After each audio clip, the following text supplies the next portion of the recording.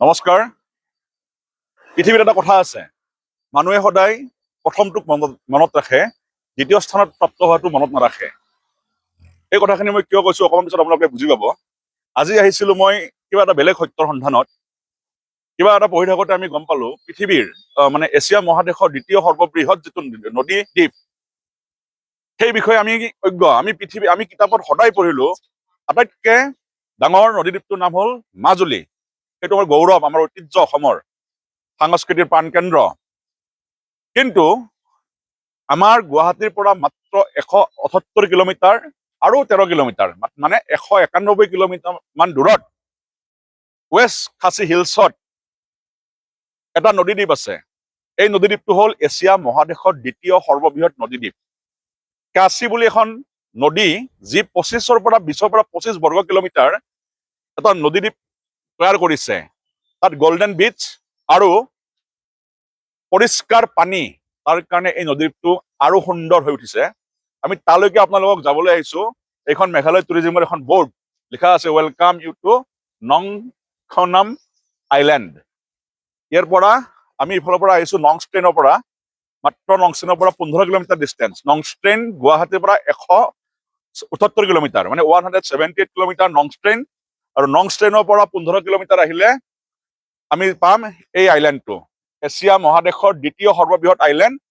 আৰু এইফালে গ'লে আকৌ মৌচিন নাম দেখুৱাইছে।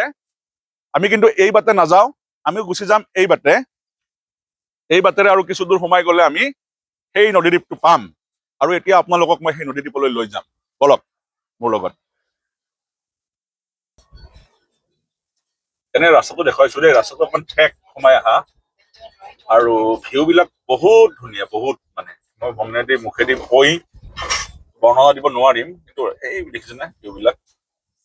ৰাস্তাটো অলপ সৰু, 8 কিলোমিটাৰ মান সৰু ৰাস্তা, ঠেক অকোৱা পকোৱা, কিন্তু ৰাস্তাটো ভাল লাগিছে।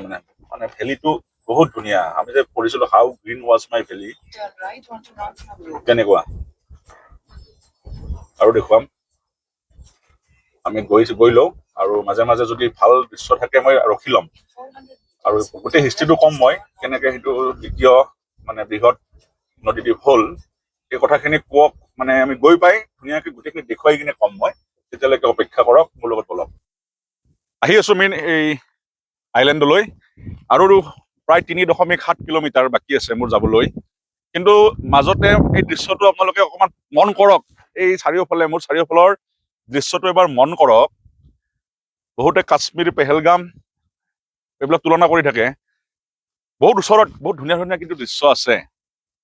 ইয়াত অক্সিজেনটো চাব, নে ইয়াৰ ক্লাউড, যিটো মেঘ, আকাশখন চাওক। মানে এটা সৌন্দৰ্য কাক কয়, ইয়াত আহিলে মন ভৰি যায় তাৰমানে।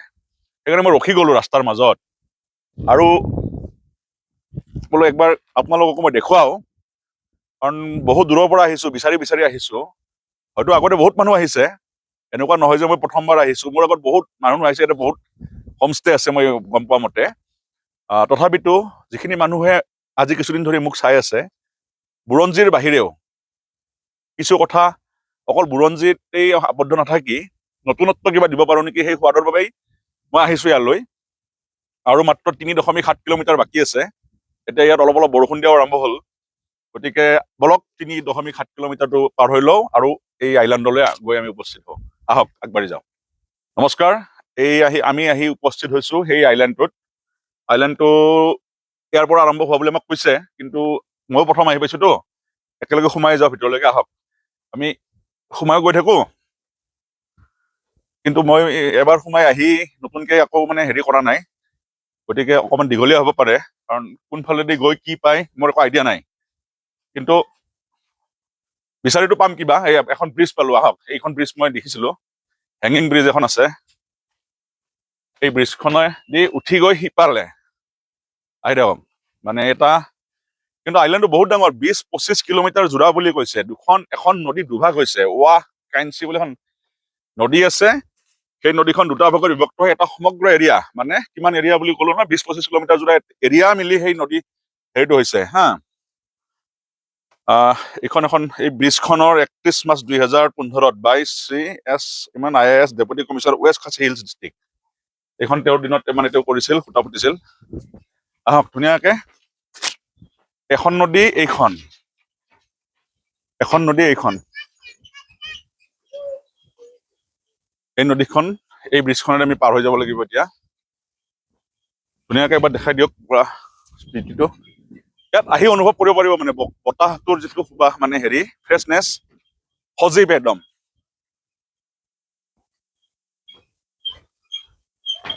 বলক অলপমান অকণমান আগলৈ যাওঁ, আহি থাকক। ব্ৰিজখন আমি ক্ৰছ কৰিলো, হেংগিং ব্ৰিজ আছিল। সেইখন ক্ৰছ কৰাৰ পাছত আমি এতিয়া খোজে গাড়ী আছো, মানে বেলেগতো একো নাই, নদীদ্বীপ। গতিকে নদীদ্বীপ মানে কি, দুইফালে দুখন নদী আৱৰি আছে, মাজত যিমানখিনি মাটি আছে সমতল ভূমি, যেনেকে মাজুলীত আছে। খালি মাজুলীত জনবসতি অকণমান হাই, ইয়াত একেবাৰে সেমেকা মানে সেৰেঙা। ইয়াৰ পৰা যদি ভালকে মন কৰে সেই পইণ্টটোত দুখন নদী লগ হোৱা যেন কিন্তু মোক লাগিছে। আৰু ঘূৰি মই যাই থাকিম সেইফালে খোজকাঢ়ি যিমান পাৰো। এই আগত মই যে আঙুলি দেখাই মানে আগফালে যিটো আছে এটা, আমি হেংগিং ব্ৰিজখন সেইফালৰ পৰা আহিছিলো আমি। ভিউটো এবাৰ ধুনীয়াকে চাওক, মানে বহুত ধুনীয়া ভিউ। সেইফালৰ পৰা তেনেকে গৈছে হেংগিং ব্ৰিজ, এই তাত আছে। আৰু এটা নদী এইফালৰ পৰা আহিল, সেইফালে এটা নদী আহিল, এইফালৰ পৰা নদী, সেই নদী দুটাৰ হয়তো সেইটো সংগমস্থল হ'ব পাৰে। অৰ্থাৎ মানে এই চাৰ্কুলটোৱে আৰম্ভ হৈ 25-20 কিলোমিটাৰ এটা এৰিয়া কাভাৰ কৰি আছে। বহুত ধুনীয়া মানে লোকেশ্যনটো। আৰু আহিব পাৰে মানে যেতিয়া মানে চেৰাপুঞ্জী আৰু বহুত যোৱা হয়, মানে বছৰত 3 বা 4 বাৰ। কিন্তু আজি মই নিজে প্ৰথম ইমান উৎসাহিত হৈছো, মানে নতুনকে প্ৰথমতে যেতিয়া পঢ়িয়েই এনেকুৱা লাগিল যাই কেতিয়া পাওঁ। আৰু ৰাতিপুৱা 6টাতে ষ্টাৰ্ট দিলো, এতিয়া প্ৰায় 12:30 বাজিল। আহি যিখিনি ঠাইৰ সন্ধানত আহিছিলো সেই ঠাইখিনি যে পাইছো বহুত ভাল লাগিছে মনটো। ইয়াত এখন হয়তো হোমষ্টে হয়, এটা হোমষ্টে আছে। এতিয়া হয়তো তাৰ এইখিনি যে ঠাই মোৰ লগৰজন নামি গৈ আছে, তাৰপিছত হয়তো কিবা এটা ভাল দেখা পাম। তেতিয়ালৈকে অপেক্ষা কৰক, তালৈকে যাই লওক। আহক। আমাৰ মানে অলপ ভুল হৈ গ'ল, মানে পথভ্ৰষ্ট হোৱা বুলি কয় যে, প্ৰথমবাৰ আহিছো। একচুৱেলি ৰিভাৰ আইলেণ্ড, গতিকে নদীটো দি হেৰি কৰি আছেতো। ইয়াৰ পৰা মই নদীটো বিচাৰি আছিলো, ভাবিছিলো ওচৰতে পাম নেকি, সেনেকুৱা কোনো নদী ইমান ওচৰত নাই। তথাপি সংগমস্থলীটো নিশ্চয় ওলাব। মই এইফালে এতিয়া আকৌ আগবাঢ়িম আমি, আৰু আগবাঢ়ি গৈ সেই সংগমস্থলীটো পালে কমচে কম এটা চাইড মই দেখুৱাব পাৰিম। বাকীটো বহুত ডাঙৰ এৰিয়া, সেইটো সম্ভৱ নহ'ব। কিন্তু সেই পইণ্টটোলৈকে মই যাব বিচাৰিছো। আৰু পৰিৱেশটো বহুত ধুনীয়া, হোমষ্টে আছে কেইটামান, বহুত ধুনীয়া। এই ব্ৰিজখন চাওঁ নাই পৰা আৰ্টিষ্টিক কেনেকে বনাই লয় তেওঁলোকে বাঁহেৰে। এতিয়া সেই মই আশা তেওঁলোকে কথা পতা মতে তেনেকে ক'লে মোক, আহকচোন তালৈকে যাই থওঁ কেনেকুৱা হয়। মানে বিচাৰি পালো মানে কেনেকে পালো মই বুজাই দি আছো। এই নদীটোৰ নাম হৈছে ৱাহ কাইঞ্চি। তাত দুটা পাৰ্ট হৈ, এটা পাৰ্লিয়াং, এটা নালিয়াং। এই দুটা পাৰ্ট হৈ এইটো এই 20-25 কিলোমিটাৰ ৰেডিয়াছৰ এই গোটেই এৰিয়াটোত এনেকে আহি এই যিটো পইণ্ট, এইটো সেই পইণ্ট, মানে এই নদী সেইফালৰ পৰা আহিছে ওলাই কিনে, মানে এই গোটেই অঞ্চলটো কাভাৰ কৰি এইফালৰ পৰা ওলাই আহিছে। আৰু এটা মই যে ফুট ব্ৰিজখনৰ তলেদি আহিছিলো, সেইটো আহি ইয়াত মানে গোটেইটো ইয়াত লগ লাগিছে। এই যিটো ভিউ পইণ্ট ন, এই ভিউ পইণ্টটো বহুত ধুনীয়া। এইটো একচুৱেলি এখন বাহিৰৰ পৰা যদি দেখাই দিয়া, এখন মানে জাহাজৰ আকৃতি, নাৱৰ যিটো সেই জাহাজৰ আগটো থাকে যে, তেনেকুৱা আকৃতিত এইখন বনোৱা হৈছে। আকৃতিটো শ্বেপটো ভাল লাগিছে, মানে অলপ মেইনটেনেঞ্চৰ অভাৱ দেখা গৈছে। ভিউ পইণ্ট বঢ়িয়া আৰু বনাইছে, ওপৰত চাওক কাঠৰ, বহুত ধুনীয়া। আৰু বহুত ধুনীয়া ভিউ পইণ্ট, আৰু লগতে ভাল পোৱা বস্তু এটা আছে, আহক।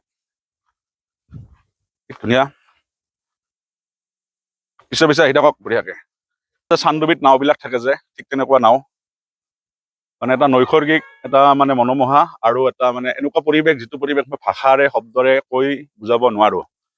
আৰু এই গোটেই ভিডিঅ'টোৰ সামৰণি মই ঘোষণা কৰাৰ আগত এটা মাছ ওলাইছিলে মাত্ৰ, আপোনালোকক মই সেই পইণ্টটোলৈকে লৈ যাম, মোৰ সেইটো ইচ্ছা আছে। তাৰ সেই পইণ্টটোলৈকে বলক, এবাৰ পানীখিনি চুই দিম, আহক। মই কৈছিলো ন পইণ্টটোলৈকে আহিম বুলি, পইণ্টটোলৈকে আহিম ভালেই হ'ল। চাওক এফালে, যদি এতিয়া বুজি পাই ভালকে, সেইফালৰ পৰা সেই নদীটো আহিছে হ'ল, আৰু এইফালৰ পৰা এইখিনি এইটো নদী আহি এই স্থানত এইটো লগ হ'ল। আৰু এটা ভাল লগা দৃশ্য, পানীখিনি চুম বুলি কৈছিলো, এবাৰ চুম মই, এইটো ভাল লাগিল। আৰু এই দিনটোত যে 6 ঘণ্টা কষ্ট কৰিলোতো, তাৰ আউটকাম এইটো। আৰু ইয়াতে মানুহবিলাকে মাছ মাৰি আছে, দেখিছে? চব ফিচাৰ, এইবিলাক চব বৰশী লগাই থৈছে, তেওঁলোকে ধুনীয়াকে বৰশী লগাইছে আৰু মাছ ধৰিছে। মই মাছখিনি দেখাই দিওঁ এবাৰ, হা। কি মাছ মই নাজানো ইমান, ইয়াততো মাছখিনি ষ্টক কৰি থৈছে চাওক এইখিনি মাছ এইবিলাক এই দাদাজনে মাৰি আছে মাছ এই তাতে আৰু এইফালে বালিও হেৰি প্ৰডাকশ্যন হয় ইয়াত বালি উঠাই আছে আৰু এইবোৰ বৰশী এই বৰশীবিলাকেৰে তেওঁলোকে মাছ মাৰি আছে এই গোটেই পৰিৱেশটো এনেকুৱা এবাৰ চাওক ভালকে গোটেই চাৰাউণ্ডিংটো ভালকে দেখাই দিয়া পৰিৱেশটো ইমানেই ভাল নহয় মই সেইখিনি আকৌ ভাষাৰে বুজাব নোৱাৰো এই গৰুকেইটা যে আছে যে গৰুকেইটাৰ কালাৰো তাৰমানে অকণমান লাগাতকে বেছি পৰিষ্কাৰ মানে ইমানেই মানে হয়তো এইটো এয়াৰ কণ্ডিশ্যনৰ কাৰণে হ'ব চাগে বতৰৰ যিটো পৰিষ্কাৰ বায়ুৰ যিটো বিশুদ্ধতা পলিউশ্যন হয়তো নাই তাৰ কাৰণে এই ধুনীয়া এটা মানে মানে তেওঁলোকৰ স্কিন হওক কিবা হওক মানুহবিলাকৰ লংগিটিভিটি হওক বেমাৰ আজাৰ হওক চব ফালৰ পৰা ভাল অতি কম জনসংখ্যা মাত্ৰ কেইঘৰমান মানুহ আছে তথাপিতো এই অনুষ্ঠানটো এই যিটো আমি দিনটো বনালো এবাৰ গোটেইখিনি সামৰি এই ৱাহ কাঞ্চি নদীৰ পাৰৰ পৰা দুইটাৰ সংগমস্থলীৰ পৰা আৰু এছিয়া মহাদেশৰ দ্বিতীয়টি বৃহৎ নদীদ্বীপৰ পৰা এই ভিডিঅ'টো বনালো আপোনালোকে আশা কৰোঁ খুব ভাল পাব আৰু আপোনালোকে যদি ভাল পায় তেতিয়াহ'লে মোৰ এই কষ্টখিনি সাৰ্থক হোৱা যেন লাগিব ধন্যবাদ